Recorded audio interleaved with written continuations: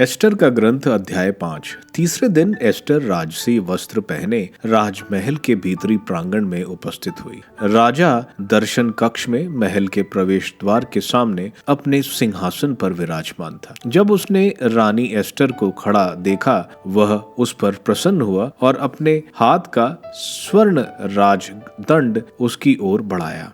Ester ने निकट आकर उसके राजदंड का सिरा स्पर्श किया। एस्टर ने सबों के अधिपति और रक्षक ईश्वर से प्रार्थना करने के बाद अपने राजश्रीय वस्त्र पहन लिए और 2 दासियों को अपने साथ लिया। वह सुकुमारी की तरह एक पर हल्का सा भार देकर आगे बढ़ी। दूसरी अपनी स्वामिनी के वस्त्र का पिछुल्ला संभालते हुए उसके पीछे पीछे चलती थी। उसका मुख गुलाबी रंग से प्रदीप्त था और उसकी आंखें मानो उल्लास से चमकती थी, किंतु उसका उदास मन मृत्यु के डर से कांपता था। वह क्रमशः सभी द्वारपाल कर भीतरी दर्शन कक्ष में राजा के सामने उपस्थित हुई, जहां वह स्वर्ण और बहुमूल्य रत्नों से सुसज्जित राजसी वस्त्र पहने अपने राजसिंहासन पर विराजमान था। उसकी आकृति विस्मयकारी थी। उसने आंख उठाकर उसे देखा। उसका कोप मदान सांड की तरह भड़क उठा और उसे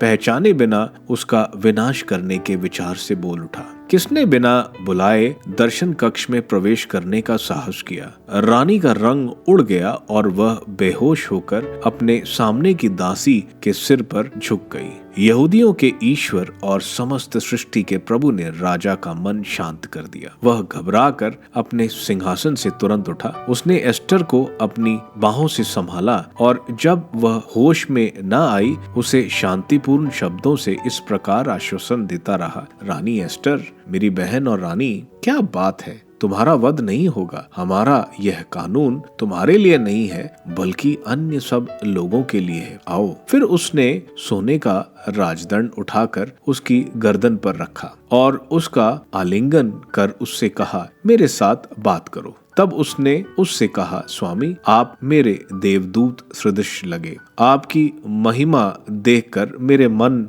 भय से घबरा उठा। स्वामी, आप तो विस्मयकारी हैं, परंतु आपका मुखमंडल कैसा अनुग्रहपूर्ण है। ऐसा कहकर वह फिर बेहोश हो गिर पड़ी। इससे राजा अपने सब अनुचरों के साथ व्याकुल हो उठा। राजा ने उससे पूछा, रानी एस्टर, क्या बात है? तुम क्या चाहती हो? यदि तुम मेरे राज्य का आधा भाग भी मांगोगी तो वह तुम्हें दिया जाएगा। एस्टर ने उत्तर दिया, यदि राजा उचित समझे तो मैं, आप और हामान दोनों आज मेरे उस भोज में सम्मिलित हो जो मैं राजा को दे रही हूँ। राजा ने कहा, हामान को जल्दी बुलाओ, जिससे एस्टर का मन रखा जाए। राजा और हामान एस्टर द्वारा दिए हुए भोज में सम्मिलित हुए। राजा ने अंगूरी पीने के बाद एस्टर से कहा, बोलो, तुम क्या चाहती हो? वह तुमको दिया जाएगा। तुम्हारा क्या निवेदन है? यदि तुम मेरे राज का आधा भाग भी मांगोगी तो वह तुमको मिलेगा। इस पर एस्टर बोली, मेरा निवेदन और प्रार्थना ये है, यदि मुझे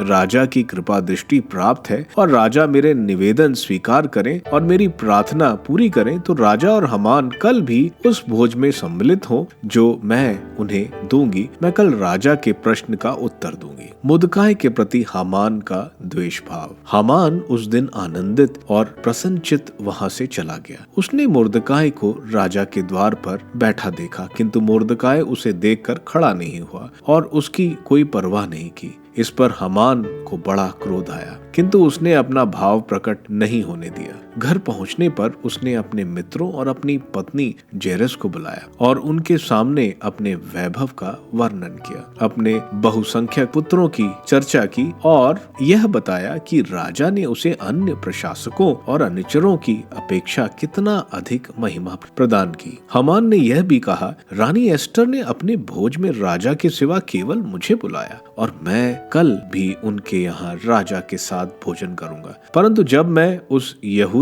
मुर्दकाई को राजा के द्वार पर बैठा देखता हूँ तो यह सब मुझको फीका लगने लगता है। इस पर उसकी पत्नी जरेश और उसके अन्य मित्रों ने उससे कहा, 50 हाथ ऊंचा फांसी का तख्ता तैयार करने का आदेश दें और प्रातः राजा से कहें कि उस पर मुर्दकाई लटका दिया जाए। इसके बाद राजा के साथ सहर्ष भोजन करने चले जाए। यह विचार हामान को अच्छा लगा और उसने फांसी का तख्ता तैयार करने का आदेश दिया।